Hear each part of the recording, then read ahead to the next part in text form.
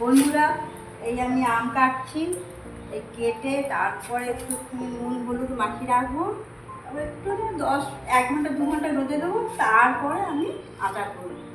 করতে এখন দেরি হোক, 2 ঘন্টা রোদ খাবে তো।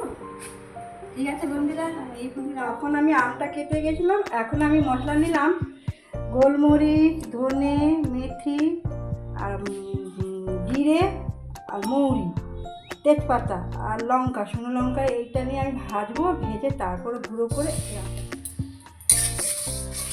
মশলা আমি ভাজছি, গুঁড়ো করে তারপরে আমি আটা করব। ভাজা হয়ে গেছে বন্ধুরা, আমি এই শিরা দিচ্ছি। আম পরে দেবো, ঠান্ডা হোক, তারপর আমি বাড়বো। এবার আমি বাড়লাম বন্ধুরা, এগুলো আমার হয়ে গেল। এবার আমি আম দেবো।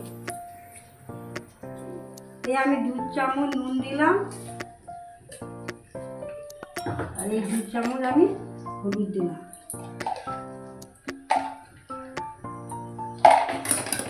আর লঙ্কার, লাল লঙ্কার গুঁড়ো, কাশ্মীরি লঙ্কা, যাতে লাল হয়।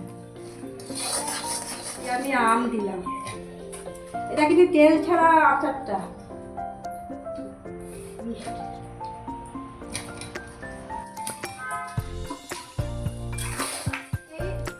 মিষ্টি রস দিয়ে এই আমি আমটা কড়াই নাড়ছি।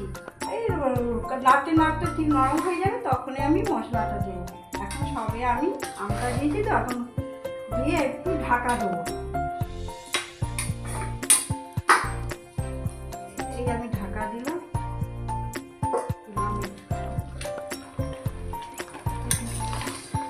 এই নাড়তে নাড়তে আমের রসটা মরে গেলে আমের আচার হয়ে যাবে। কেন হয়নি, আমি আম আমার হয়ে গেল। এবার আমি মশলা দেবো লাস্টে, দিলে আমার আচার হয়ে গেল। এই আমি মশলা দিই,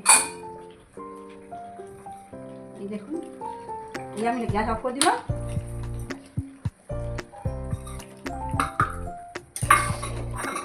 হয়ে গেল বন্ধুরা।